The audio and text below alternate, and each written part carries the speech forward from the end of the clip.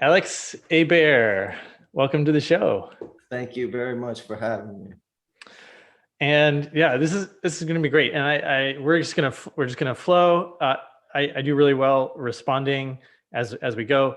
You've got a lot of things that just seem to flow out of you. So where I thought we'd start is, and we were sort of discussing this beforehand. Let me tee up my question with a little bit of research I've come across, which is this text called the Law of One, which was channeled in the 70s, I believe, by three people.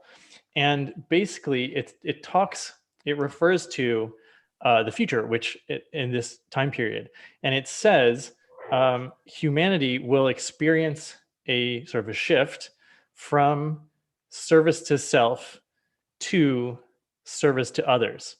And that a certain percentage of the population will sort of, their consciousness will progress towards service to others, and a certain percentage of humanity will choose to sort of stay in service to self mode. And that's, they sort of try to tie it in with like ascension in the Bible or the rapture and things like that. But you were sort of highlighting that we're faced with this sort of presently. Mm-hmm.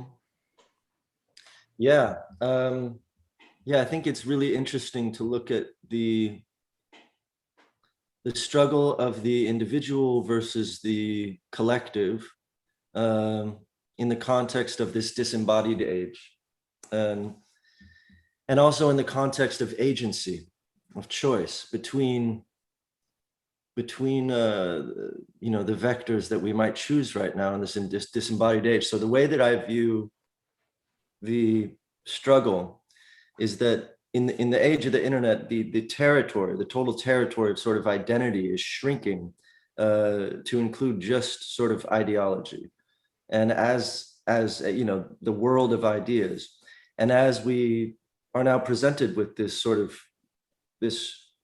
tripod of options. We sort of have a common reality where we agree on basic shit. Then we can have a tribalized reality where just a few of us agree on basic shit and there's a bunch of the little pods of truth. Or we have a totally atomized reality where we each decide to have our own reality. And you can see this. So you have the sense makers up here trying to like hold down the fort, trying to create some sort of consilience across different sectors of knowledge. And then you have MAGA and woke and the sort of mimetic tribes over here. And then over here, you have essentially the enchantment of the individual, which has been going on since the Protestant Revolution, that is now really spearheaded by New Ageism.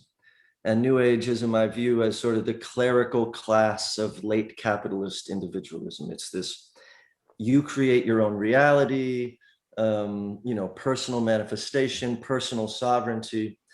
And it's sort of this struggle between these three components, with sense making trying to sort of reestablish an institution of the commons, like a horizontalized sort of like, epistemic layer that we can all agree to. Yet there are quadrants, there are two other factions, one in particular, that truly does not even want views consilience, views common reality as the oppressor. Like mainstream narrative has become, an oppressor. And so we have this choice. And I'm not making any judgment yet here. I'm just saying we have these choices. These are the struggles this sort of struggles of the future as I see them, and struggles of the now. And we have this choice. If we have free agency, it's fun to think about what, just personally, okay, which of these three do I want?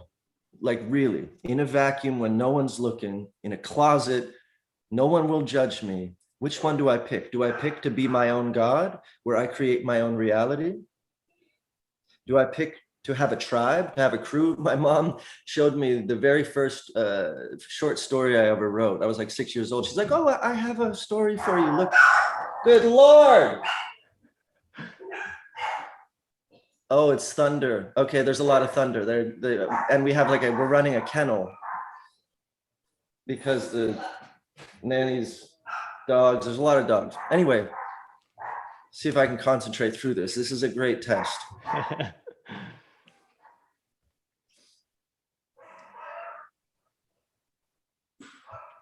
Can you remind me where I was? Ah, the story.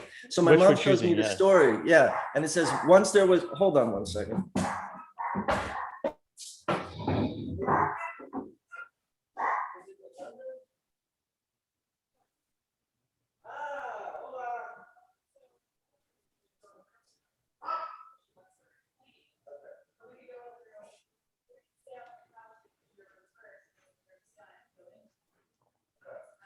All I know is that I'm doing a podcast right now, and that's maybe just figure out a way to get the dogs in one of the areas.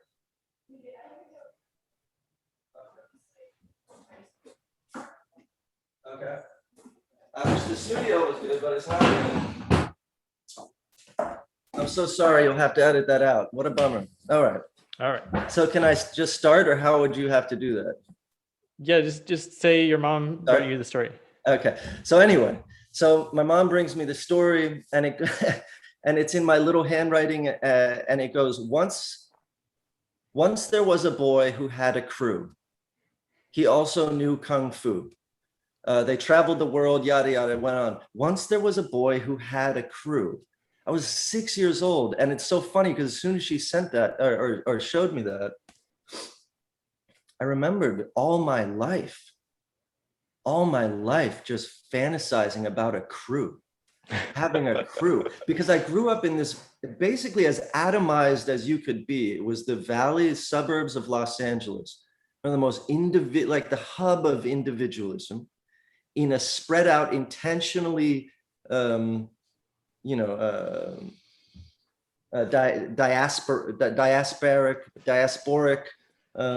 sort of city design, where you would no longer have centralized transportation, and everyone's in their little bubble, and everybody has a fence. And I just remember being so starved of that, and just imagining it at a very young age. And maybe it was through cartoons or whatever, or seeing groups of people. So Edward Sharpe and the Magnetic Zeros, for instance, was the manifestation of a lifelong fantasy of having a crew, and I only realized that sort of later, when my mom showed me that, actually. So I'm just going to jump in here really quick and say that at one point I had friends, we all had matching jumpsuits with a St. Louis crew written on the back, because we were trying to be like the Beastie Boys. Right. Exactly. And what is that draw to tribalism? Well, there's obviously something fundamental there. So then I think to myself, so what you described at the beginning, I randomly came across and was revisiting Maslow's hierarchy of needs. And he revised it at the end to include the final step is transcendence. And transcendence is this final step that you spoke about. So you have self-realization at the top, and then at the very top, you have transcendence of self, which is this reestablishment of sort of a collective will, a collective mind, and a giving sort of state of being. And so anyway, I think to myself, okay, of those three, which one is more natural to me? Which one, more importantly, which one? This is a really tricky question, and I think that this is the crux of the issue. Which one is better for my spiritual growth? Which one is better for me? Now, that question is a very dangerous question for a number of reasons. One of which is that one of the most generative things that we can experience on earth is struggle. Probably the most generative thing we can experience on earth is struggle. Struggle, the crucible of that dialectic of contradiction, is the very premise for qualitatively new emergences. So, we have these struggles, and through those crucibles, we become you know, the next evolution of ourselves. We learn. The wounding, you know, leads to the heart. And that reality, you know, you map that over something like a genocide or slavery, and you can't, that's the end of that conversation. You know what I mean? You can't just map that over everything and expect to leave like unsullied. So, you know, and yet as a kid, like I manufactured struggle for myself. I manufactured hardship in order to sort of manufacture something that would help me grow, because I just felt like I was living this white bread life. And so again, I come back to this idea of the collective, the tribe, or the individual. And right now we're being, because previously, when in the embodied age, when ironically we were less connected, the territory of self was not simply ideology. We had an expanded territory of self that included very fully and predominantly our physical space, and our physical actions defined so much of who we were. And as we disembody more and more, it's strictly about this sort of ideological space. And what that means is it's about reality reclamation and reality sort of divvying and reality curation. And so given that, and given, you know, all of the positives of separating, of dissent, of learning how to be a buoy out in the middle of the ocean alone, how to not give a fuck what anyone else thinks, how to be an individual, learning how to be a tribe, a tribal player, how to get along with the crew, how to help, and then learning how to have that sort of abstract capacity to have empathy for the entire species, for the entire planet, for the entire universe. And unfortunately, they seem like they should all be simpatico, but what's happening right now is we're being forced to sort of choose. And there are some ways that we can finagle something where maybe we can operate all three components together, but it's looking more and more like we're coming to a bottleneck where we're either going to have to choose spiritual growth, meaning the allowance of total chaos as a crucible for our growth, and understand that the dialectic, the pendulum swing across zero, the overcorrection and all the culture war shit is just part of a necessary rub to create sort of to challenge and give us something to lionize ourselves against, almost like a compulsion to oppression. Or where we decide to take the road of the realists and incrementalism, and you know, and how we can improve what we have and not abandon it. And it's a real, I just think that it's the preeminent issue. And I think that nobody's really asking that question. When I hear it, it's like all about like, it's all presupposed conditions. So it's either someone who's just presumes that sense making and consilience and mitigation of existential risk is just obviously what we should do. And then there's other people who think that being yourself and speaking your own truth is what we should obviously be doing. And there seems to be no bridge at the moment. And it's a little, I think there's room for a conversation where we bring the you know, all three components, the tribe, the total collective, and the individual together, and ask, you know, if there's maybe concentric circles that we can supply oxygen to all three layers without eradicating one for the other. It seems that would be imminently possible. It seems like within, one person that we can hold all those experiences.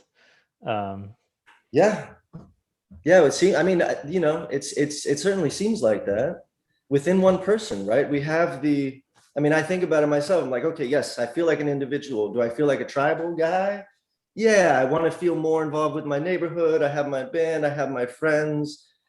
And yes, I like doing the sort of like, let's all get a tattoo and, stick and do weird handshakes. I have, inside handshakes with my daughter. That tribal sort of reality is important, that sense of belonging. And then do I have the total society, the global brain in mind? Yes, of course. So it seems, you're right, imminently possible. Well, I don't know exactly what the we problem solved it there. Okay, so we solved it. All right, well, let's walk that forward. So you and I agree on that. So why do we disagree? Where does it occur? Where we don't end up enacting these things. Like, do you consider yourself a progressive? What labels have you attributed to yourself? Like Well, I think that's a really interesting topic because I'm really interested in identity and sort of how it shapes what we do. And, I'll often take on an identity in service of what I'm trying to accomplish. So I don't know if I'm a progressive or not. You're a utilitarian, right? So you're just an instrumentalist. So like, what's the most recent identity you took on to accomplish something? Right now I'm working with a couple, but the professional, someone who moves from being an amateur to being a professional. Yeah, professional is a whole class of being. So for Edward Sharpe, I used to tell people my unprofessionalizing professionalism was my profession. It was all about unprofessionalizing professionalism, so that I could still feel comfortable within the scope of professional work. But I made my niche being unprofessional professional work. So like I'd be on stage and the whole thing is that, oh, the whole show is fucked up. Oh, they don't have a set list. Oh, they don't know what song they're going to do next. What a shtick. What a great professional shtick, and yet it was real. We really didn't know what was going on. And it, much to the chagrin of management and whatnot. Well, professional is not that tribal. It's pretty universal. So you're safe there. Have you taken on any identities that would sort of obscure you from other groups? Well, so let me tell you an interesting story. I used to derive a lot of sort of direction and meaning from the identity. So I was a scientist. I was an athlete, and like I could slot in with a tribe of those people anywhere I went in the world. But cool, I'm a scientist too, or cool, I'm a whatever too, and it was like that immediate in. And then at one point, through a series of like everything sort of collapsing in my life, lost my house, lost my career, lost my marriage, lost my health, all these things kind of all at once. There was a point when I had no identity at all. And so I went to a place of sort of like continual sort of reprogramming my identity. I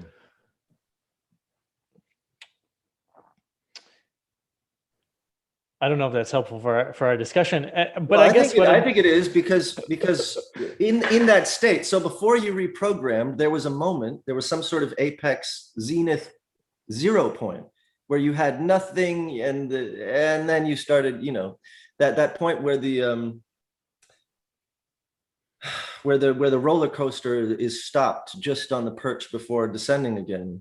Well, so I kind of have this theory that perhaps collectively we may be at a point like that where call it ego death or whatever you want to call it, but like the tribalism or the identity is falling away, like collectively, partly because of the pandemic and things. We're not sure of our identity sort of as a species. anymore. And so it's creating the space for us to sort of pick a new one if we want. Yeah. What about not picking one? How'd that sit with you? Well, there was that moment when I was like, I didn't sort of connect with my past. I felt like I wasn't a person. I felt like, here I am. I'm an individual. I have awareness. I'm conscious.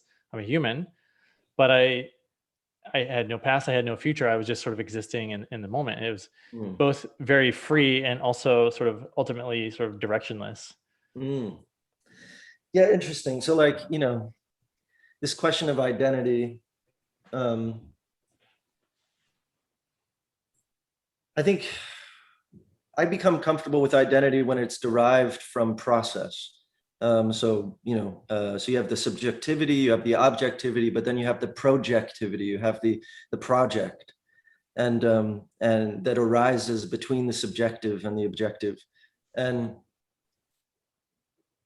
that, for the most part, is what comprises my tribes. So my tribes that I've ever really belonged to, post 15 years old or 16 years old, were all based on projectivity. And we'd be like working on a thing. I'm on a soccer club, so I'm on a team, we're doing something, those are my friends. I'm in a band, I make a band, those are my friends. Whatever the project is, it sort of brings this identity forth that is not manufactured, that is born of a non-abstraction. And I'm not necessarily saying that those are better, but those are what I'm more comfortable with. I tend to like sort of buck the rest. And I think that, obviously abstract identification is really interesting, but it's obviously what's wrong, or what it's obviously causes immense stress everywhere when we identify abstractly. And yet probably the grandest abstraction is, quote, humanity. And so yet I want people to identify with humanity. Or one of the grandest abstractions is climate change. And yet I really want people to identify with the abstraction of climate change. So I have this sort of selective problem where I want people to stop identifying abstractly, except in the ways that I think make sense. And it's difficult. It makes me sort of an autocrat. Like it makes me very, I'm a terrible person. I want to change everyone in just the right way. It's what this making me think of is like we used to have, right, male and female. You could be one of these couple genders, and now there's like an infinite number of genders that you could be, right? Sure. It's like just the realm of possibilities for identity is just blown wide open in many ways. Yeah, and what's interesting about that, this is a total sort of sidebar, but so woke, which sort of encapsulates both trans and race, racial equality and progression, and trans equality and progression, seems to me that woke's going to have a problem. And I'm pretty much a woke. I'm pretty, like I'm saying, I'm inside of it. I support it. But what's interesting is that there is no fundamental scientific premise for race, as far as I've studied. The genetic, one interesting fact I find like really telling, and this is from a while ago. This is only a book from 10 years ago, but I believe it's still sort of factual.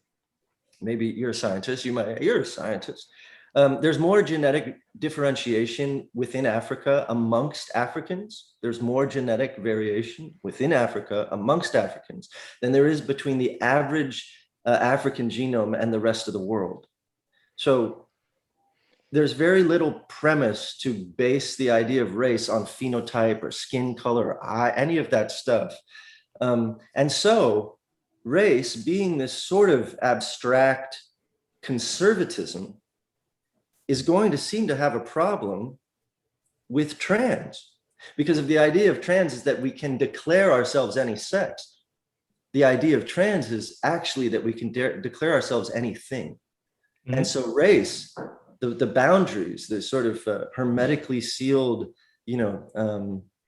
boundaries of race are going to be challenged by trans itself. And I think that may end up being, one of the one of the most important things that I think the trans movement could do in a way, because racism exists. Race really doesn't.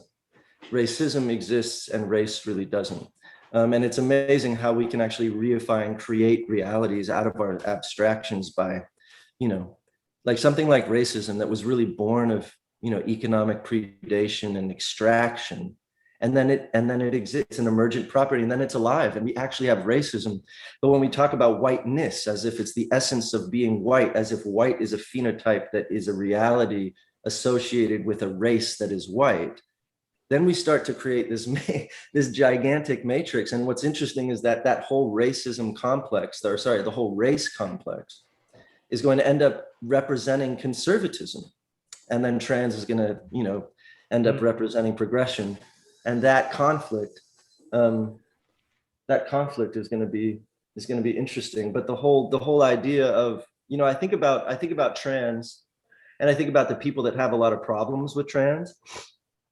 I have no problem. I just think I prefer calling people one, because the plural, my brain still gets snagged on the plurals. So they're coming over. I'm like, how many? You know what I mean? I still have that knee jerk, but what I think that people that have a problem with trans should really understand, especially a lot of the sense making people are like, this is too crazy. We have to, with CRISPR on the horizon, trans is going to be not just an abstraction, it's going to be a reality. People are going to be able to edit genes and create all kinds. They're going to be fish people. There's going to be all kinds of people, and it's going to be real, and they're going to be actually there swimming with fish, and you're just going to have to accept it. So what trans is to me are sort of the astronauts of of a future that is imminent. I like that. Okay, what do you think is going to happen first? Fish people land right in a ship from outer space, or fish people generate from human genetic manipulation? I think the latter. In fact, one theory that I like, I don't like the name of it, but the simulation theory of universal existence shouldn't have the name simulation in it, because what it really is a theory, in my view, of capacity advancement or technological advancement that eventually ends up, like, what is technology doing? It's giving us more and more capacity to create. Hold on, I'm going to tell them not to.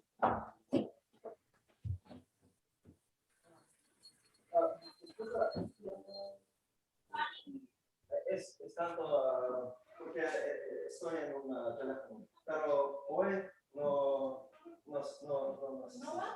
da como aquí. Sí. Okay, gracias.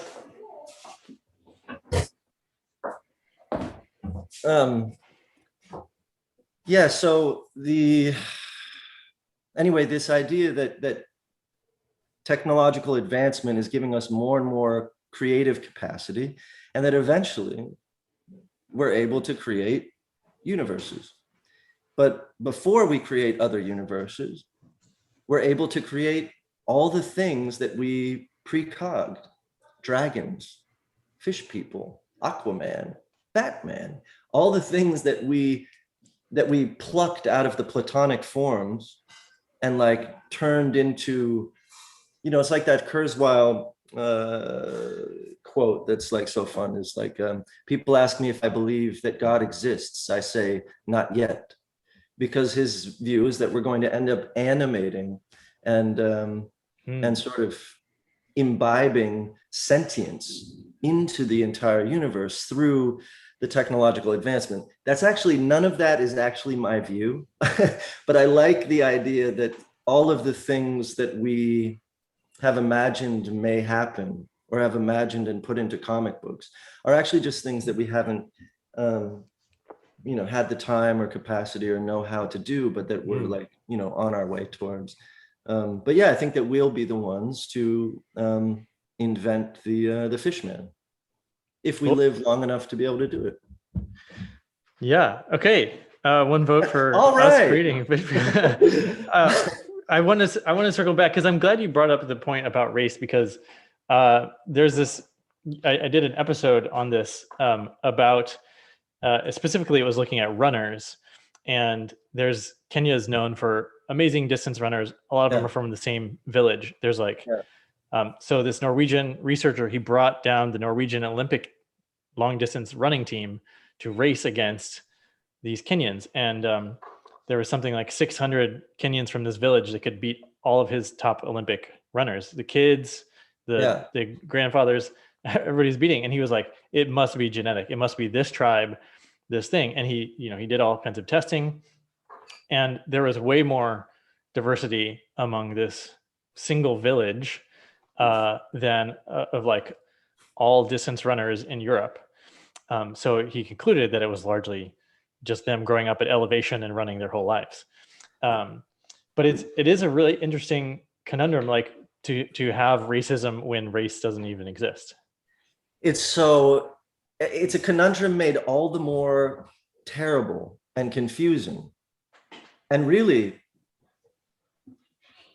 look, it's so funny. We're so addicted to overcorrection. I mean, we see it in our own lives, right? We have an argument, someone says something, we know where zero is, but we can't just sit at zero unless we're fucking Buddha. That's why meditation, all these things are important.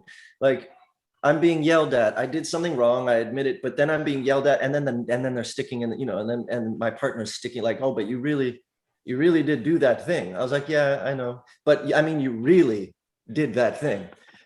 Yeah. I got it.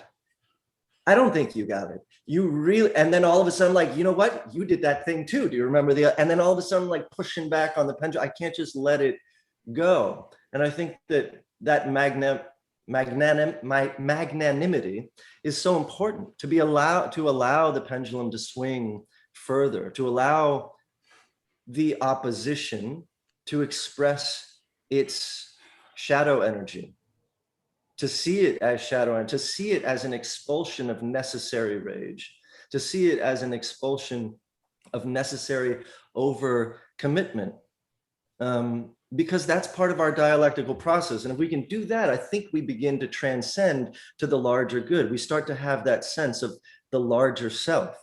And it's not just about my, spiritual apex as an individual, but the transcendence of self and the idea of sort of, the overview.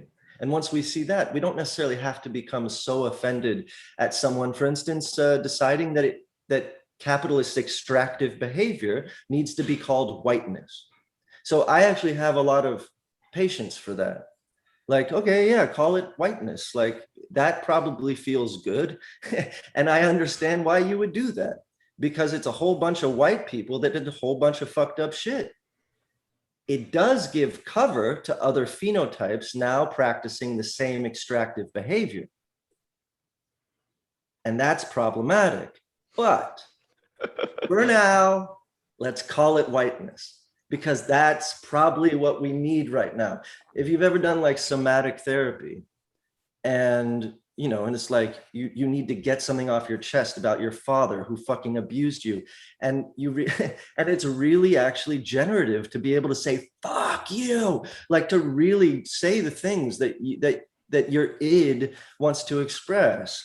And I think that when we look at society, we have to allow those overcorrections to happen. So the anti-woke crowd really needs to just relax and understand, like, hey, this is an overcorrection, sure, but being like, a semantic, like, it's just not helpful. And it also sort of plays your cards. It's like, okay, well, you don't see the big picture. Well, and so another thing that comes up with for myself and for a lot of clients, if you're pushing back against someone, if you're trying to constrain them in some way or try to like, like, no, you shouldn't be pushing so hard, or like whenever you put the shoulds or you're judging that you're doing it wrong, or any of these things, it takes you out of a place where you're at peace. And so, if you just say, okay, fine, I like what you said, okay, go ahead and just label it that. I can tell you're coming from just a place of, it's a much more calm and peaceful place where you have, again, agency and choice for yourself. Yeah, and it also saves your energy. Look, like I don't place calm and peace. Like I'm not a peacenik. I don't necessarily hierarchically prioritize peace. I love, I like, people have asked me, what, have you made an album out of spite? I'm like, fuck yeah. I mean, not spite, but competition. I mean, Sgt. Pepper's was made in direct response to Pet Sounds, or it was vice versa. They were like the Beatles and the Beach Boys were having a proxy war with their albums. Like that's good shit. I think what I'm saying is, like, we only have so much heroic energy to spend. We only have so much life to spend. If we are so obsessed with a homeostatic ideal that we set our temperature to like 73, that's my shit. It goes 74, turn on the AC. Goes 75, you know what I mean? If we're so obsessed with this specific number that we're spending all our energy to try and like keep it at 73, we're going to waste energy that could be better spent fixing up the fucking house or whatever else you might do with your energy. So, I give this example of loose refrigerators on planet Twitter. If you have this planet called Twitter, and let me see if I can regurgitate this concept. If you have this planet called Twitter and it has, this crazy weather pattern, it's got these tweet storms that happen like every couple seconds. And the tweet storms, if most of them last just a couple seconds, maybe a few minutes, maybe a couple hours, but if they last more than 3 hours, they'll probably last for like 5 months.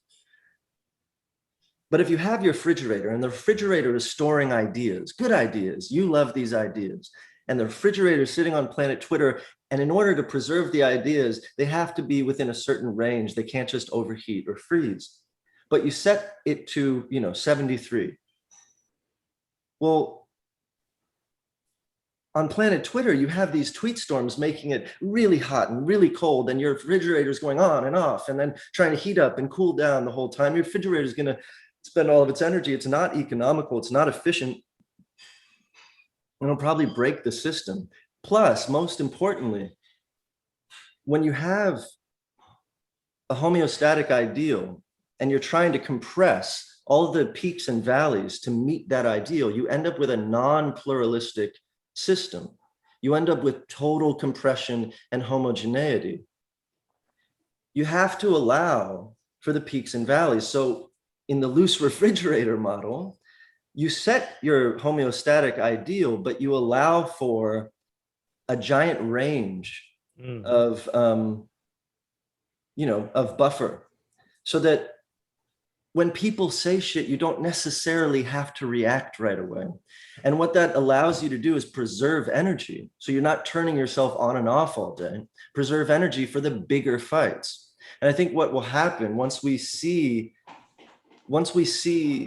the plurality sort of come back, once we're able to appreciate the peaks and valleys and the high dynamical aspects of a pluralistic society with so much difference and different kind of people and different kind of thoughts, and we compress just enough to avoid total distortion, like all-out war and violence and unnecessary shit, we'll begin to have the energy to see the underlying fundamental problems that exist underneath the culture war layer. And I think that's what I'm most interested in right now, is trying to redirect, because I think cancellation, look, it's just an extension of boycotting. Can I jump in right there? Please. I'm curious about your own personal. So uh, this concept of saving energy for what's important, Yeah. choosing what to dip your toe into, whether you want to stay dry in any sort of engagement or get wet and get right into it. And I see you're weighing in with things on Instagram. You're doing these little videos where you sort of uh, put yourself out there, tell a story and things. How are you deciding what to wade into right now? What to get wet with and what to stay dry with? Yeah, so for me, it's all about the fundamental layer, level of extractive power. And anything that is born from extractive behavior, so economic predation, environmental predation. So let me give you an example, like Coca-Cola. Woke loves Coke because it's a, super inclusive, multicultural brand. The commercials are, all kinds of people hanging out, blacks and whites and browns and all the different colors of skin and sexuality, and they're hanging out. So woke will say, why can't more companies be like Coca-Cola? I've read articles after the Super Bowl. They'll be like, oh my God, that commercial with Bob Dylan for Mercury was so bad. But Coca-Cola, can't everyone just take a note out of Coke? Now, meanwhile, so woke loves Coke because we're focused up here. Who is Coca-Cola at the fundamental level of extractive power? Well, they're one of the worst companies in the history of the fucking planet. They're almost single-handedly responsible for the obesity and diabetes epidemic, so much so that they have started, just like tobacco did, when everyone was accusing them of peddling cancer, they started funding these secret scientific papers where they secretly funded them, and they had these papers coming out saying that diet is not important in one's health. It's all about exercise. And then New York Times did an expose being like, holy shit, we realized the people that are funding these are actually Coca-Cola. Moreover, they went to India, they took their bottling plants to India because it's cheaper and no environmental regulations. So they started polluting, and then they sucked up all of the groundwater. And so much of the Indian farmer drought problem, nationwide drought, is thanks to Coca-Cola moving their shit there. Or in Colombia, they had a bunch of union organizers protesting for higher wages, and a bunch of them were just killed. They're a horrible, horrible company. And those are fundamental problems that should be boycotted. And yet we can't see that if we're so focused on this, cultural layer. So when I wade in, I always try and reflect on the fundamental levels of extraction that may be actually fueling, because, fundamental power wants us focused at this layer, because the more we're focused here, the more they can act with impunity. So for me, it's all about that fundamental level of extractive power. So I view racism through that lens. I try and view everything through that lens. And then, and including New Ageism, because what the New Age individual is really is the apologetic rhetoric for incredibly selfish, self-centered, and irresponsible or disresponsible behavior.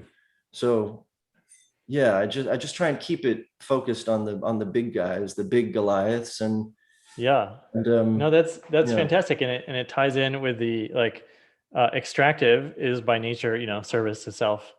And I'm actually wondering if you could speak to the music industry, because I imagine that there's this push and pull between sort of like creative expression and freedom versus paying the bills and conforming to some degree in a system that you've experienced.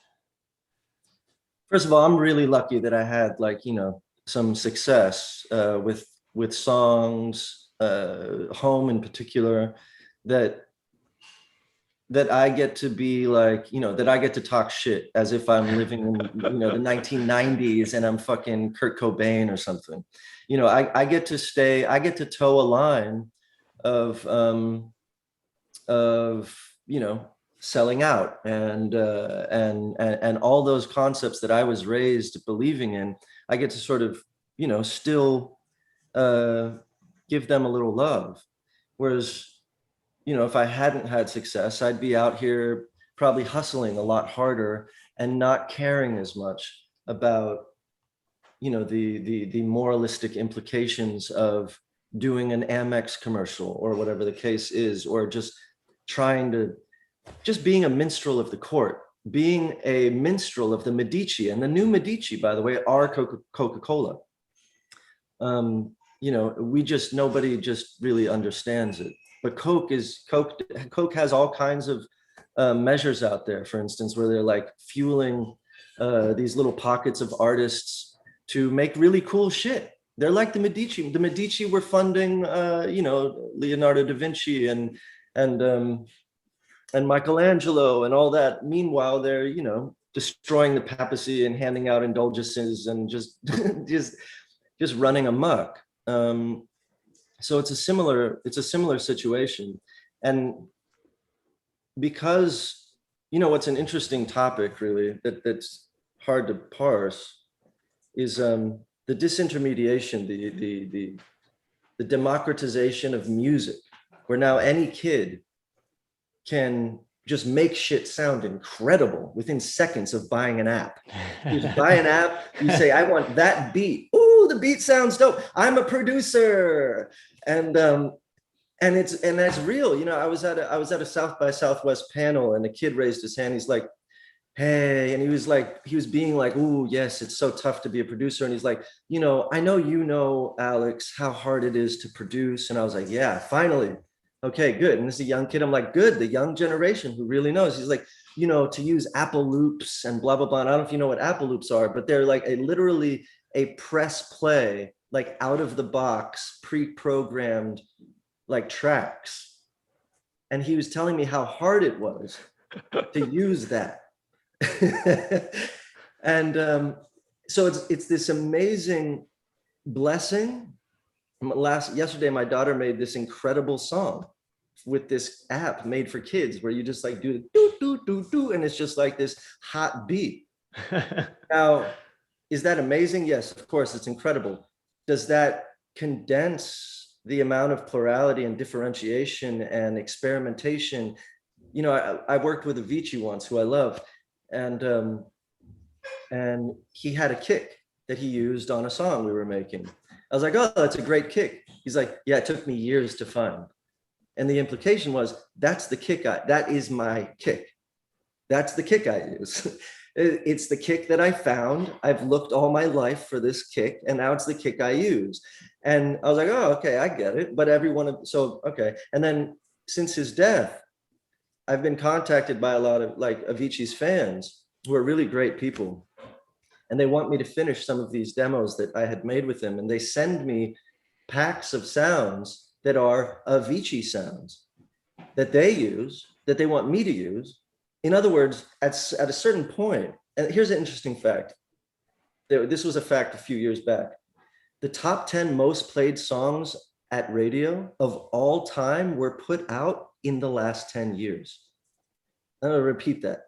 The top 10 songs played on radio ever were put out in the last 10 years, to give you a sense of the amount and degree of homogeneity that's happening in popular culture, where we're listening to the same stuff that we're listening to has all been made with the exact same sounds, same kicks, same snares, a group of like maybe 5 snares, 12 kicks, 3 hi-hats, and that's what we're working with.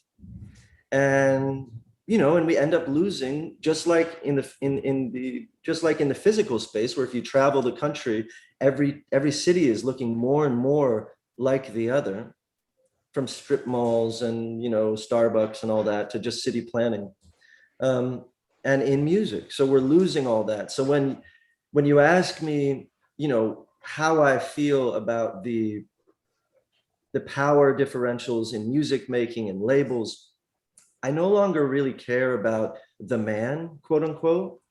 It's more about, well, here we come to individualism. Here we come to the need for my sense that the world needs more plurality, more individualism in the creative sense. So I'm trying to not use those hats. I'm trying to use weird shit. I'm trying to introduce stuff that is not the thing that's being introduced. And yet, what's really kind of interesting is those things are so easy to use that I end up using them anyway, but I try and use them in interesting ways. It's just, it's almost like technology is, it's almost like individualism is a ruse.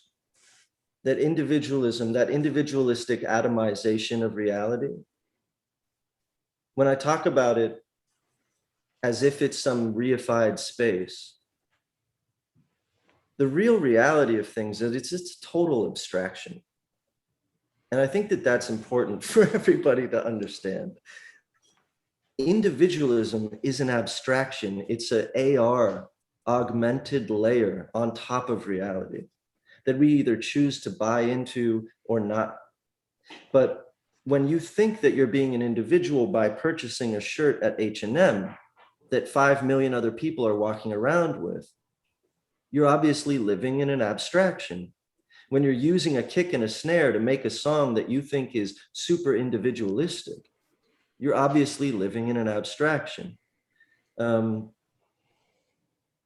And even if you think you create your own reality, but you're born into wealth, or personal manifestation doesn't necessarily equal your white privilege, you're living in an abstraction. If you don't see racism as a property of economic predation, you're living in an abstraction. And all of these abstract levels of identity are essentially what I think I would like to see humanity sort of just take a break from. I love creativity. I love the creative mind. I love individualism. But actually, the individualistic drive is having this accidentally homogenizing effect and ripping us of our pluralism. So that's what I feel like is happening in music. What's that? What I'm appreciating about what you're saying, and what I've heard you say before about your concept of celestial paleontology, is like reaching out to grab something that sort of doesn't exist. And so as we create these tools through technology in music or arts or something, it becomes very easy to fall into incremental improvement, to like, I'm creative, but just a little bit. And I see in my own work when I've done something where I've like advanced a field or a concept by like 1%, and it's that ends up feeling kind of like just drivel or nonsense. But when you pull something out, when you're like, no one's ever thought of this before, you're like, this is brilliant, like this is so cool. That feels like real creation. That feels like progress. And you really you're talking about diversity. That adds to diversity rather than just like incrementalism. Yeah, it does. There's nothing like the feeling of an aha, sorry to quote Oprah, but there's nothing like the feeling of reaching into the forms and discovering something magical and then pulling it back. But even more, what really exponentializes that feeling is when the thing that you're pulling back is something that is missing in the fabric of this, society, where you feel like, oh my God, this is a thing that people don't know they're missing, that we were missing. This is a thing that always wanted to exist. This is a thing that did exist. This is a thing that does exist in the sort of abstract sense that has been pining for invention. And is that what happened with Home? Oh yeah. Because I think I remember you saying like there was this gap in the space of music that needed to be filled. Yeah. So what I this sound like I'm tooting my horn. This is the loudest I'll toot my horn probably ever. I saw a giant gap in the fabric of society, and that hole was earnestness. I had succumbed personally so much to the armor of irony and the armor of rock and roll and sneer and snark, the impervious nature of cool, especially being on stage and having eyeballs on you and being in my post-punk, hyper ironic state preceding Edward Sharpe, and having a fucking personal identity meltdown where I had to get rid of everything in my life. And I was a buoy and I had no identity. And it was the best. It was the best thing ever. And what I realized in that moment, what I had to realize, is I had to think back to the last time I was happy, to the last time I was free. And the last time I was free was when I was 5. and here I was 27 years old. And so I'm like, okay, well, what was it about me at age 5? And the thing that came to my mind was this music class that I was in at age 5 that was part of my preschool, or part of my elementary school. And in that music class, all we did was sing in terrible unison, banging completely out of time on fucking tambourines, singing the most earnest shit that you can this land is my land, that music. And suddenly I realized I got scared. I was like, oh, wow. The thing that I've been running from my whole life, earnestness, is the thing that was making me alive. Childishness, being a child, being a dork, pre-cool. That is the last time I felt free. And suddenly I realized that the most punk rock shit I could possibly do was to re-embrace earnestness. That the most punk rock, ironic thing I could possibly do was to be earnest. That was the most courageous thing I could do. So I decided, because I was actually suicidal at the time, which I've been many times throughout my life, no big deal, that I had to just try. So I reached out, I started pretending I was my 5-year-old self. I didn't have any inspiration. This was a purely mental thing because I was at the end of my rope. I was not living. And so I pretended I was a child. And it's like that quote, Jesus, like, be like this child if you want to enter the kingdom of heaven. Be like a child. And I didn't read that Jesus quote, by the way. I found that out later. And it immediately transformed me, immediately. And I've told this story before, but like I went through one time like a 6-month depression, and it crystallized again for me. I was coming off this plane, and I'd already done the thing where I, pretended I was a kid in order to start Edward Sharpe and just remember the stupidity of earnestness and how fucking liberating that was to not give a shit. And then I'm coming off a plane and I'm depressed, and about 5 people in front of me, I see this kid. He's probably 6 or 7. He's with a family, and he's banging on the railing, and he's looking out the window, and he's doing all this stuff. And I start I just intrinsically, I'm like, oh, start imitating him. So nobody's looking. I start imitating everything this kid is doing as we're going off this very long off-ramp off this plane. And I make sure nobody sees me and thinks I'm crazy. And he's banging, or he does a little skip. I do a little skip. He looks out the window, I look out the window. He's like tapping on his chest. I tap on my chest. He looks over here, I look over here. By the time I got off the fucking on-ramp, all of that depression had lifted. And I got the message again to be like a child.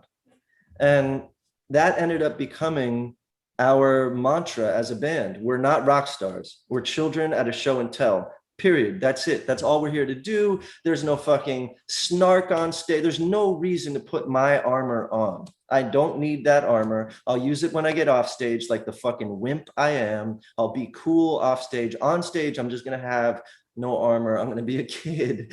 And that was what was fucking missing from society. And when I say I'm going to toot my horn, that did end up coming back. And now it's so far back, I'm actually pushing back against it. I'm like, okay. The pendulum. that's a little earnest, my guy. Like, how's your heart, bro? It's like, yeah, it's fine. Like, just let's be like, cool. Just be cool, bro. Yeah. But I think that looking for what society needs, being of service, is the thing that, it's the thing That's the thing. That's what creativity is partially about, is having an assessment about what it needs. Because when we're just reiterating successes, then all we're doing is actually building brands and, facilitate, just feeding the capitalist sort of like homogeneity that just naturally occurs when you start repeating successes. Yeah. That was a fantastic story. I love that. When I started prepping for this interview, I started listening to your whole range of all the songs you produced, and the one that sticks in my head the most is "Stronger." Probably half of every morning I wake up with that song in my head. Oh, cool. And I may be wrong, but my understanding is that song was written a while ago, and it was about. Maybe you could just say what it's about. I don't want to get it wrong. Yeah, no, it was about primarily about Jade, who's the girl that I sing home with, who is in the band. Yeah. And so earlier we were mentioning like the challenges in our life sort of, is the pathway of our development. And It seems like maybe that's what that song is about. And I was wondering if maybe you could just tell us, like, because you guys were a couple at the beginning, and then you weren't. Maybe you could just talk a little bit about what it was like to navigate still having a band, but not being together. Well, it was impossible, which is why I did it. I don't know if I'll ever do it again. It was so hard, but it was really difficult, but it was obviously also really generative. Like I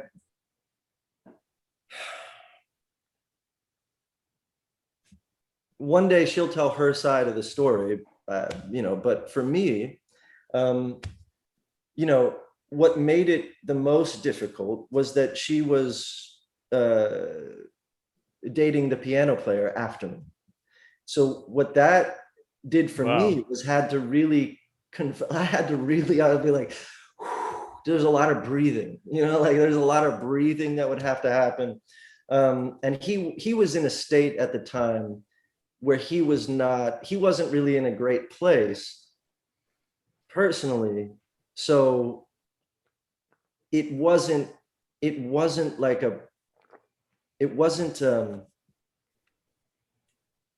extra not easy because of the antagony, and sort of there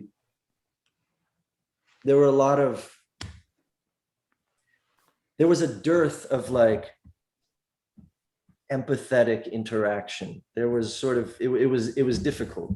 And what I liked about that is that it was difficult. I remember at the time being like, okay, I've talked about the erroneousness of proprietary relationships forever. I've talked about how much I think, proprietary relationships are bullshit. Not that monogamy is bullshit, but that the idea that I own someone or I have some sort of, sphere of influence that is impenetrable, like upon someone, is bullshit. And that love continues beyond that. And that I have to just love through this thing. And that this situation here is the perfect crucible for me to prove to myself whether or not I can do that. And so I tried. And, on the whole, I think I'm proud of myself. I wish that, that it could have been a more beautiful experience overall. But, there were several players in the game, there was a lot going on. And so I think that when I wrote that song Stronger, which was directly about that, the difficulty of that, I really meant that. It's like, you're making me stronger, you're making me work. You're making me stronger, you're making me work. You make me realize our hearts can change. You make me synthesize heartache and pain. or sorry, sunshine and rain. Shit, I don't know what the lyric is. You make me synthesize. And it's in my head all the time too. I'm trying to. You make me synthesize. Harmony from Pain. Oh no, you make me synthesize something from Rain. Harmony from Pain, right? Harmony from Pain. You make me synthesize harmony from pain. And such a memorable lyric. Yeah. So memorable. Yeah, so yeah, I meant that shit. And I wrote it while making the second Edward Sharpe album. And then just never put it out.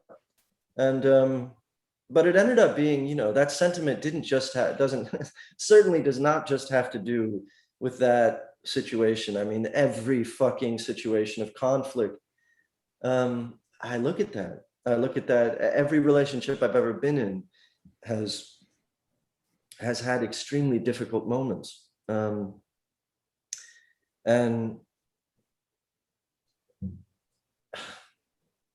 I'm fucking grateful for that. Yeah. Thank you for sharing. It's reminding me of the adventure hat. when I put it on, I consider myself to be an adventurer, and there's a lot of struggle and challenge in a good adventure a lot of times. And so, you know, there's this inner monologue of like, I'm good at making it through difficult stuff. I am, you know, I will look back on this with endearment, even though it's really hard right now. And, you know, all these, I'm the type of person that can make it through something difficult. Well, I think that that's a really wonderful way to reorient the ego. Because that way, when someone confronts you about something that they want you to look at, or something that you've done bad, some way you've hurt someone, my ego actually gets a kick out of embracing the apology and being like, okay, I'm gonna take a look at that because I'm that fucking dope. Because that's how fucking great I am. You know what I mean? And like, I'm going to take responsibility for my wrongs because that's how fucking amazing I am. And if you can reorient the ego to really thrive on self-analysis, on a real, you know, critical look at yourself, which I've understood in my own life to really be possible. That's a nice use of the ego, you know? Yeah. It's Yeah. And that, you know, and then they're like, I think you're really narcissistic. And you're like, I'm going to look at that because that's how fucking amazing I am. Yeah. Yeah. I'm not exactly sure where to take this next. It feels I'm really enjoying this. Yeah.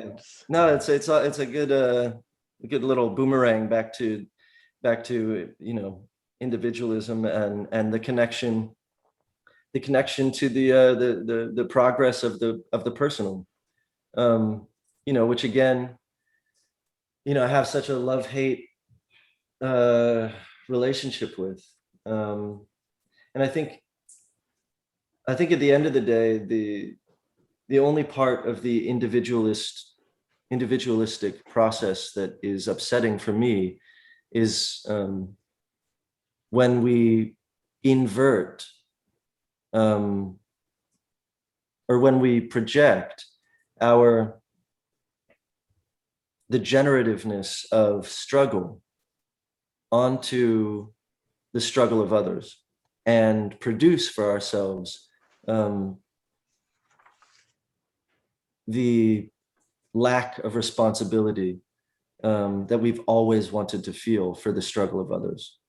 So, you know, when Kanye West said 400 years of slavery sounds like a choice, or when the writer of The Secret said that 9/11 and Hurricane Katrina were vibrating at the same frequency as the victims of those mass casualty events, and that, you know, the victims of rape, etc., somehow bring those things on, or or people who have cancer were vibrating at lower frequencies.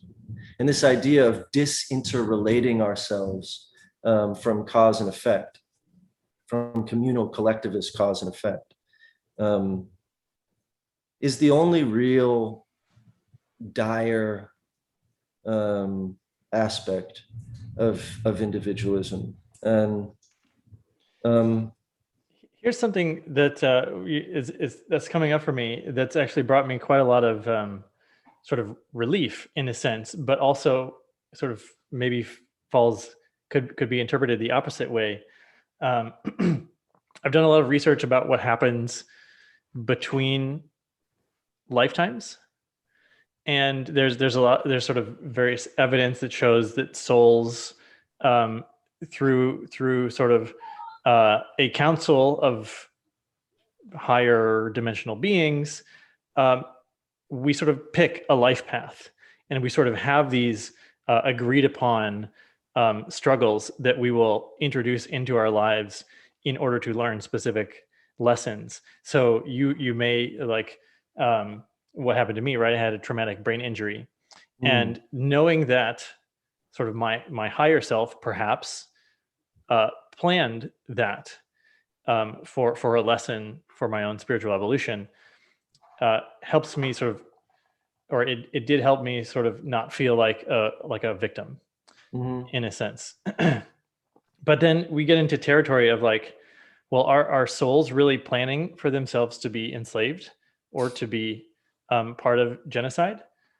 Because that would be quite a, and, it's tough to sort of understand. And the theory is these people that may be choosing this are very advanced and are capable of choosing these things because they can get even faster sort of progress by going through such an extreme experience. So whether or not that's true, I just kind of want to see what kind of response you may have to that.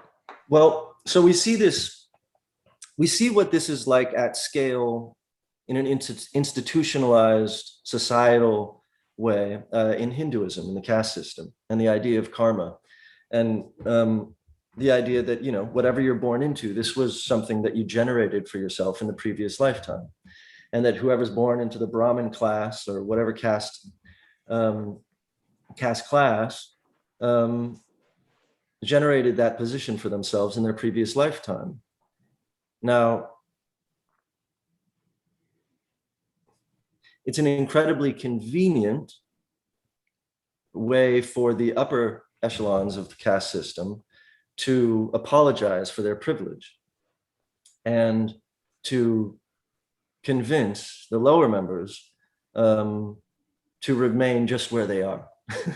Just stay where you are, and if you're really good in the next life, you'll you may ascend to one of the upper levels of caste. So you again have this problem, and yet at the same time, let's just say that maybe it's true, right? So let's just take the presupposition that there's a certain amount of predeterminism in life that has agency somewhere in the interim between lives, which is your theory, where you actually choose your life path in between lives, or let's say in the Hindu paradigm, in the caste system, where you kind of choose your next life by the behaviors of your present life. In either way, there's a sort of predeterministic setting for the life that you are living. And then let's just assume that's true. What that runs up against is obviously classism and economic predation and selfishness and enslavement and apologies for every kind of atrocity. Well, you were born into it. Well, you wanted to get raped. You didn't want to get raped now, but you chose to get raped in your in between lives. You're like, rape. I'll take rape, and I'll take, and obviously this becomes hyper problematic. So, but if we decide that that is the way, let's just suspend disbelief and say that that is the way that the world works and it's problematic. That's the space I'm really interested in. And I call that cognitive harmonics. And the idea of being able to hold more and more two conflicting ideas in your mind at once and sort of live in the distance between them. and be able to aggregate aspects into sort of a center and an amalgam that is able to contain and even potentialize and activate both considerations at once. So, you know, I mean, very basic examples of this are like masks don't work 100%, but they do work a little bit. It's like, oh my God, no, if they don't work 100%, then COVID's fake. Or whatever cognitive dissonance everybody's suffering from. There's either God or no God, the binary. What if there's God and no God? Are we able to start to see these things in the sort of holistic framework, the emergent framework, that they actually exist within? All reality sort of happening at once. And I think that there's exercises we can do. I'm actually starting to put together these cards, these cognitive harmonic sort of cards, where you look at a card and you're like, you know, this person is red and blue, and then you put that card back. Or like, I am beautiful and ugly. My brain's breaking, you know. But like these contrary concepts to be held in the mind at the same time, and you can only put the card down once whatever it triggers has subsided. And then you just repeat and get to a place of calm within the living space between two contradictions. But until we can sort of think from that place, I don't think that the world of epistemology, metaphysics, I don't think any of it is going to yield much until we get comfortable with the epistemology of confusion, of I don't know. This, you know, this isn't just the most spiritual emoji, the shrug. It's also the smartest emoji, because mastering that state of like this and yes and this, like both and, mastering that state, I think is fundamental to wisdom. And you know, is again similar to what I was talking about the pendular swing.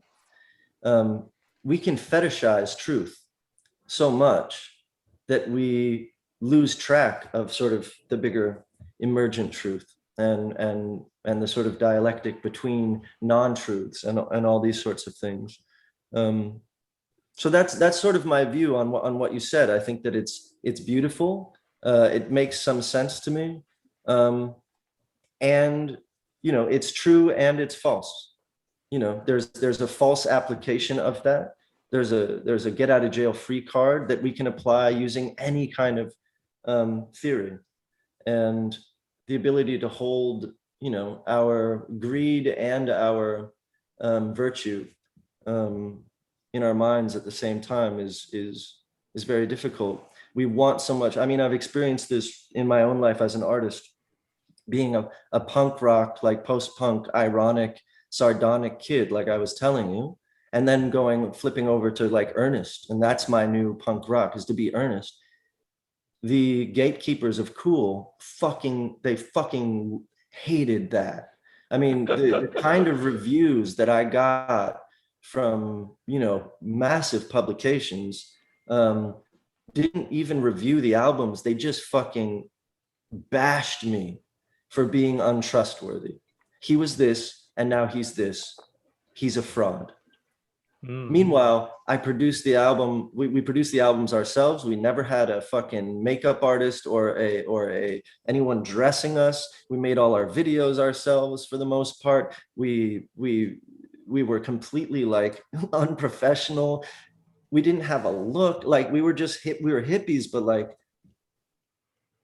you look at Jack White. Like I remember like a Jack White show, and I was like, how was the show? And people were like, oh, it was great. All the girls were dressed in red and all the guys were dressed in white. I was like, I was expecting to hear something about the music, but no, it was great because it was so curated, put together, because it was so professional, because it was so forethought, because there was so much professional sort of manipulative rhetoric and thought put into how to make an audience feel good and be really compelled by our show. Let's really think about what we can do in this show to manipulate the audience into loving this set. Aside from the music can't stand on its own. We need to do something that's going to sort of wow the audience with a light show or a thing, or you know, a meat suit, like a Lady Gaga meat suit, or whatever you're going to come up with to distract the audience and make them feel like they're really watching something spectacular, is not fake. What's fake is someone who thinks that they're earnest. That's the thing that we have to watch out for. And suddenly this Edward Sharpe band comes along and it's saying that it's this earnest, real hippie thing, but we all know nothing's fucking real. We're all postmodernist realists. And we know that anyone who's trying to be earnest is full of shit. We'll only trust the people that tell us that they're full of shit. We'll only trust the fucking, you know, leather jacket wearing, put together, manicured band as the trustworthy band. And we won't judge them for that. But if someone comes along looking disheveled and looking like they don't, you know, like they're not put together, and the album sounds like shit because they produced it themselves, we know that that's the ruse. We know that that's the thing we can't trust. And we caught so much shit for that, especially because I was coming from this previous life as this, like, you know, ironic whatever. And that emphasis on find your brand, not just as a band, but as an individual. Who are you? Find out who you are. This emphasis on reducing ourselves to an irreducible chunk of, like, a core of immutable self. Whatever happened to the fucking Whitman, I contain multitudes? Whatever happened to the idea of universalism, you know, of the idea of empathy, which is the sense that you can actually feel into the embodiments of others? It's a highly unspiritual state to be like, this is me and I'm immutable and this is just who I am. It doesn't allow this. It doesn't allow God in. It doesn't allow the universe to flow through you because you've figured it all out. And I think that that's why, in a lot of ways, epistemology, knowledge, stands in direct opposition to wisdom. I think that knowledge stands in opposition to wisdom a lot of the time. Yeah. Yeah, and I'm just appreciating this concept of the cards, and there's a point when you go from the theoretics or the strategy to the execution, the logistics of how do we actually get people. So we say we want people to be able to hold multiple viewpoints at the same time. That would make things sort of, you know, more peaceful. And but how do you train it? And so this is usually that's where I'm going because I do coaching, and how can I actually get people to experience what it's like to hold multiple conflicting viewpoints? So this idea of the cards is fantastic. Yeah, I'm excited about it. And by the way, if you would ever like to, I'll show you some of the ones that I'm generating. And if you have any ideas that you'd like to add, like, oh, what about this and this, or what about this and this? You know, like just creating those tough paradigms for us to just look at and see how we feel energetically in our bodies, somatically, before we can actually put it down and move on to the next card. Yeah, so if you have any ideas on opposites to include, that would be awesome. Yeah. Well, I'm definitely, there's a lot of ideas there, but I'm thinking of an interview I did with one of the sort of founders of the authentic relating movement. And it's like, you know, I'm responsible for my experience, you're responsible for your experience, but we're also responsible for the relationship between us. We're responsible for the connection that we have. And so there's like another, it's like 200% responsibility, he calls it. And so it's like, there's probably something there. Yeah, there's relationships. There's the layers. And I guess that makes sense when we talked about at the beginning, the individual, the tribal, and then the collective layers. And they're all real, they're all happening. And if we can create wisdom between the three layers, as opposed to knowledge, because knowledge sort of demands some sort of concretized, immutable binary. But if we can create wisdom between the three in a state of sort of clarified confusion, then then I think we can create harmony between the three. You know, it becomes more difficult when the affiliation has to be so concrete. But if we can allow ourselves to contain multitudes, which I think is so important and so real and so creative and generative and in line with the spiritual experience, then we can actually, you know, create these more permeable membranes between these layers. And instead of having to choose one and exist at one layer versus the other, being able to travel between them collectively without having to take your solid concretized identity into each layer, but rather allow yourself and ourselves the flexibility of multitudes. And I think that is scary to people, but getting used to multitudes, getting used to breathing. I box, and very early on, I realized that the entire fucking problem with boxing is not about how good you are necessarily at boxing, but the real mastery, because you have the talent you have, but the mastery of boxing is all about relaxing while being pummeled. Allowing yourself to relax in a context that fundamentally disrelaxes you, that dysregulates you. And confusion fundamentally, naturally dysregulates us. And so the real advancement, I think, for all of us spiritually is about the ability to relax within the confusion.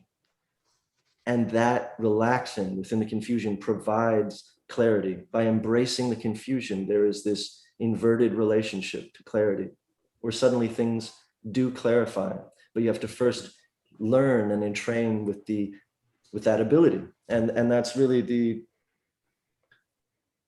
that's what allows you to get through 12 rounds, because otherwise you start clenching up, you hold your breath, and you can't last 3 rounds that way.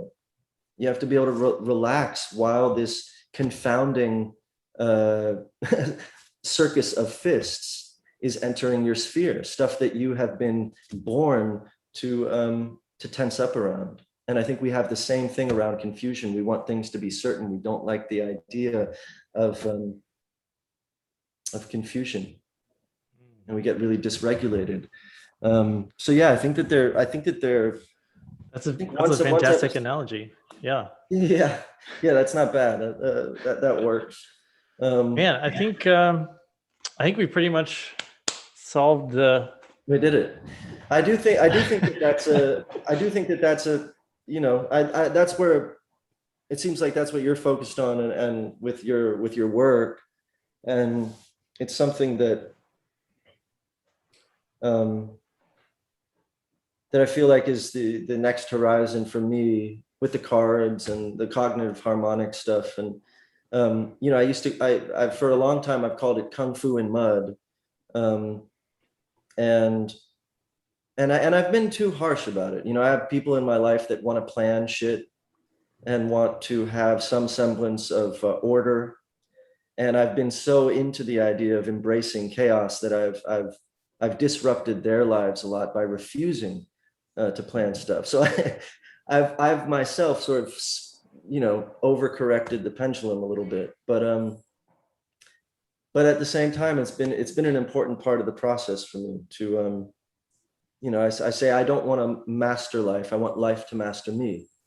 I want to be the vessel and experience the clarity of confusion, and live with it and breathe it and be clarified by it. And I think that when you know what we are undergoing in that state, when we've lost our identity, in that state that you said that you think society is in right now, where we're all confused, this is the perfect opportunity to explore that confusion, to explore what it's like to sit with that confusion, and explore what it might be like to even institutionalize create protocols around, to embrace, to sort of incorporate, to integrate that confusion, because that confusion is really fear. And if we can integrate the sort of shadow, because I think at the end of the day, confusion relates back to death, and the I don't know what happens. The ultimate I don't know is like, fuck, when I die, I just don't know. I don't know. Maybe it's what you said. Maybe it's what someone else said. Maybe it's nothing. Maybe it's this. Maybe it's that. And so there's a certain sort of preparation for death. There's a certain sort of initiative aspect to confusion, and allowing ourselves to be okay with it. And there's a certain mystic element. Once you allow confusion to be present, suddenly you allow the mystic, you allow the mythic and mystic to re-enter, and to have a relationship with intuition and imagination and your own sense of things, in a way that that I think we really need. We need to allow that re-enchantment, and enchantment really only happens with some semblance of an okayness with mystery. But yeah, well put. And I one thing I just want to acknowledge you for is witnessing like how the words flow out of your mouth, and seeing when you're on Instagram and you're like providing a definition to help bring in context and the sort of precision of the right word in your songs. I'm just appreciating like how you use language to such precision. That's nice. I accidentally got stoned before this, because I actually forgot that we were doing this in the morning. So it's nice to know that even while slightly stoned and a little too jacked up on coffee, this worked out. And what I've been enjoying about this conversation, about an hour before this, I'm like, shit, should I prepare something? Should I have a thing? Like, this is Alex Ebert's thing right here. This is what I'm working on. Should I professionalize this? And again, like, I like the idea. You were saying you're donning the sort of professionalism. I think we all revere, in some ways, the most mastery that we ever really see, with the exception of certain sort of trades. But like, when I think of mastery, I think of the blindfolded martial arts master who goes, is able to, his eyes get poked out, and then he can beat the bad guy with, in the fog, by just sort of sensing things. That's what I think of when I think of mastery. I just met someone the other day, because I love playing chess. I'm here in New Orleans. There's a guy who teaches. He's a world US chess champion, former chess champion. He just sits up on the sidewalk, and you pay $5 and he teaches you. And he's got a couple students that are, at 2,000. They're incredible chess masters. And they battle people blindfolded, 3 games at a time, blindfolded. And I love that.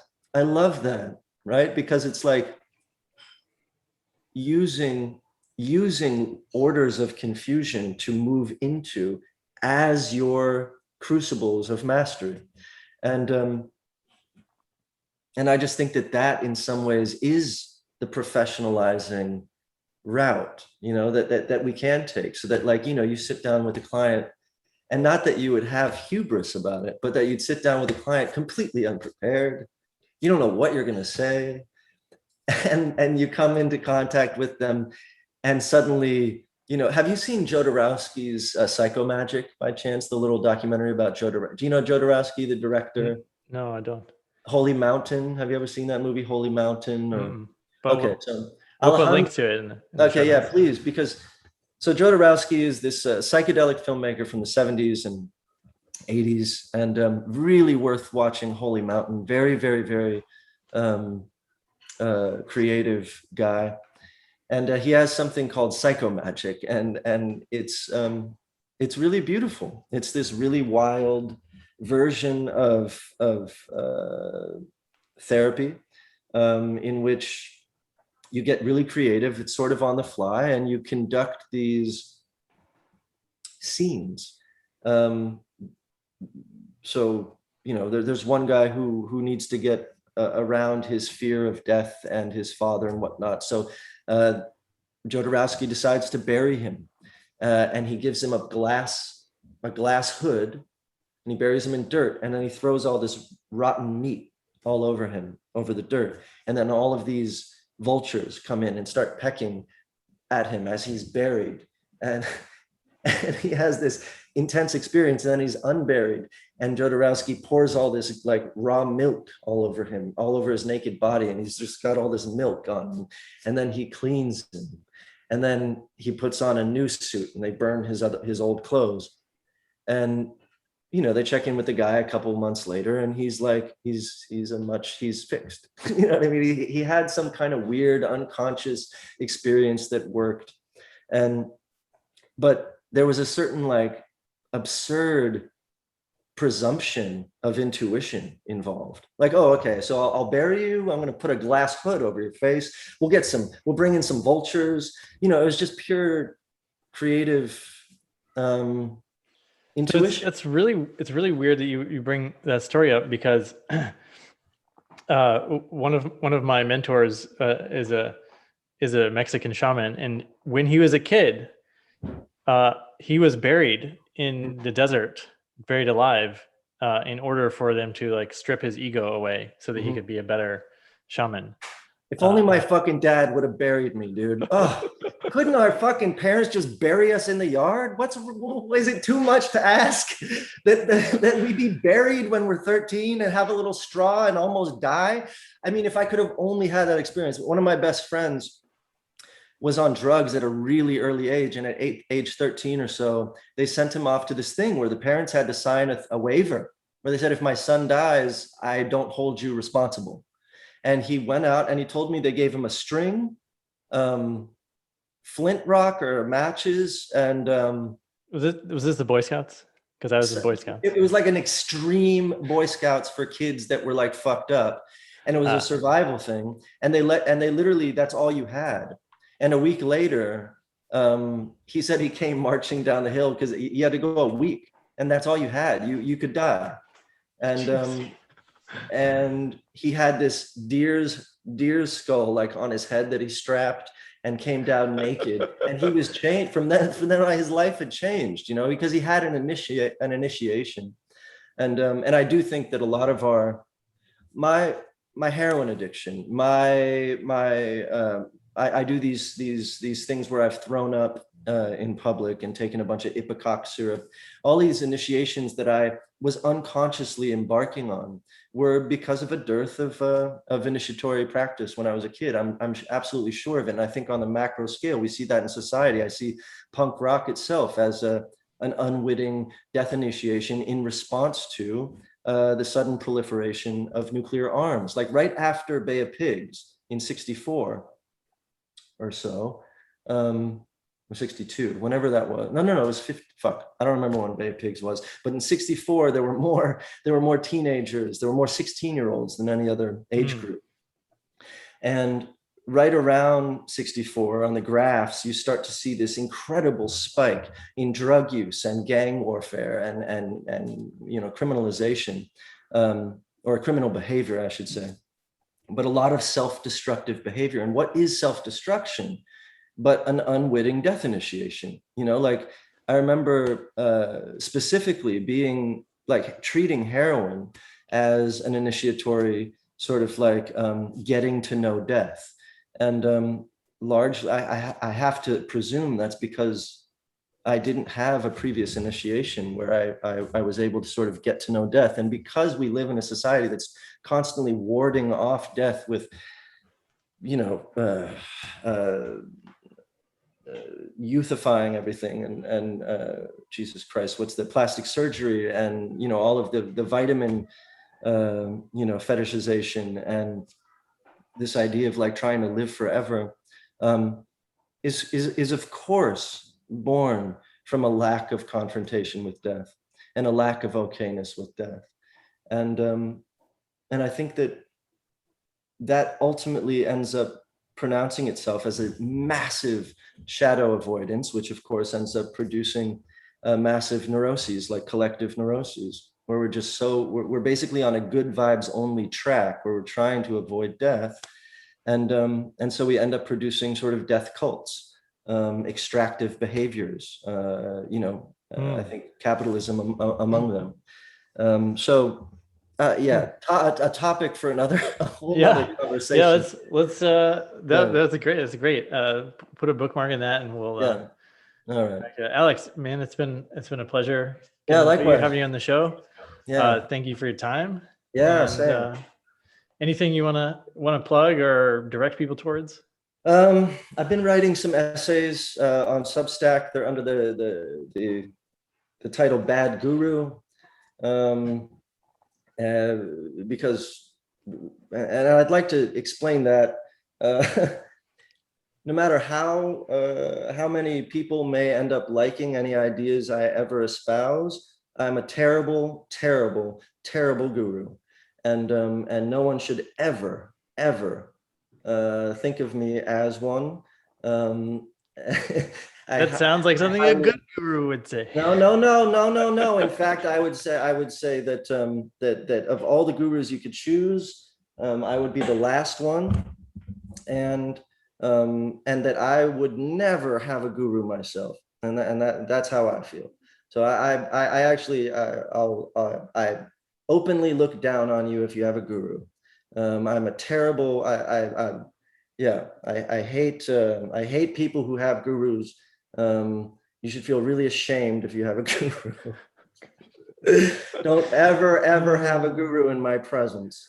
I'm sort of kidding, but honestly, I'm also being serious. That's part of my individualism coming out. I'll tell one last story. When I was a kid, this is the thing that put me in therapy at the age of 4. Okay. I was in preschool. They brought a new tire thing, jungle gym, to class. They had us all line up on the dirt, and they said, okay, so kids, we have a new jungle gym. It's made of tires. We want to give you a few guidelines before any of you use it. It's very important. So blah, blah, blah. And they launch into this whole thing. And I'm sitting there and I remember this, and I get up and I walk over to where the teachers are and I face the kids. And the teachers are like, and I go, no. I said, this is how you use it. And I walked over and I started climbing it. And I got immediately sent to the principal's office. And my mom had to negotiate with the school to let me stay there as a disruptive kid by promising to send me to therapy. And I was in therapy from age 4 to 17 intermittently for the exact same reasons throughout my schooling as a bartering chip. And I don't know why I'm telling. I guess I'm telling that story because You're a born bad guru. I'm a born bad guru. I want you to do that to me, and bruise my ego.